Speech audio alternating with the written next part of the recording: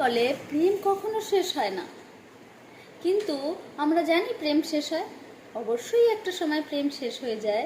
আমরা দেখি যদি, তাহলে আমরা দেখতে পাবো প্রথম করিন্থীয় তার 13 অধ্যায়, যদি আমি মনুষ্যদের এবং দূতগণের ভাষা বলি কিন্তু আমার মধ্যে প্রেম নাই, তবে ঝমঝমকারী করতাল হইয়া পড়িয়াছি।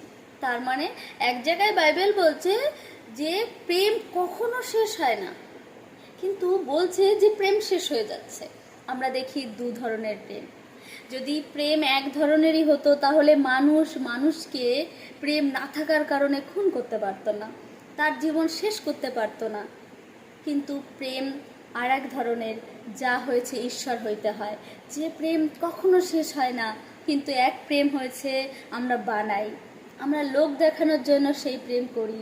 সেই প্রেম কিছুদিন পরে কম হতে শুরু করে, অভাব হতে শুরু করে সেই প্রেমের, এবং যার জন্য মানুষ মানুষকে মেরে ফেলে, মানুষ মানুষেরকে শেষ করে ফেলে।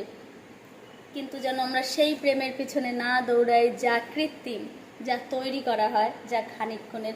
আমরা যেন সেই প্রেমের জন্য দৌড়াই যে প্রেম আমাদের অনন্ত জীবন দেবে, যে প্রেম কখনো শেষ হবে না।